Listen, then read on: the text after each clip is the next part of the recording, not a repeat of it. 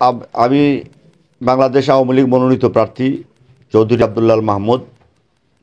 আমি নির্বাচনের শুরুতেই আশঙ্কা করেছিলাম যে এখানে কিছু কর্মকর্তা এবং শিক্ষক যারা আমার প্রতিদ্বন্দ্বী প্রার্থী ডক্টর জয়া সেনের আশ্রয়ে প্রশ্রয়ে চলেন, এদের বিরুদ্ধে প্রিজাইডিং অফিসার জন্য না দেওয়া হবে, নির্বাচনী দায়িত্বে না দেওয়ার জন্য সহকারী রিটার্নিং অফিসার বরাবর আমি আবেদন জানাই এবং মৌখিকভাবেও বলি।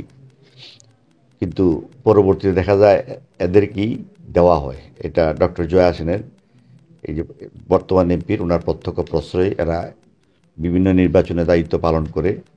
কিন্তু আজকে এর প্রত্যক্ষ প্রমাণ যে 6টা কেন্দ্র বন্ধ হয়ে যায়।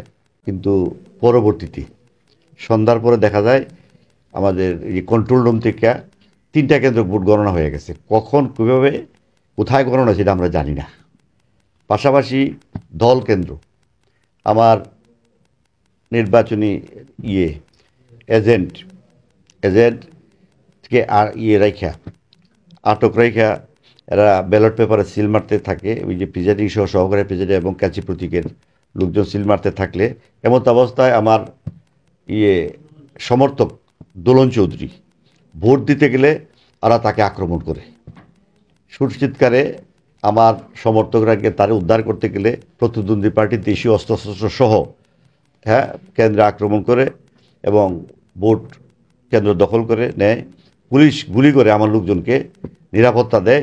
পরবর্তীতে এই ভোট কিভাবে গণা হয়, কখন গণা হয় আমরা জানি না।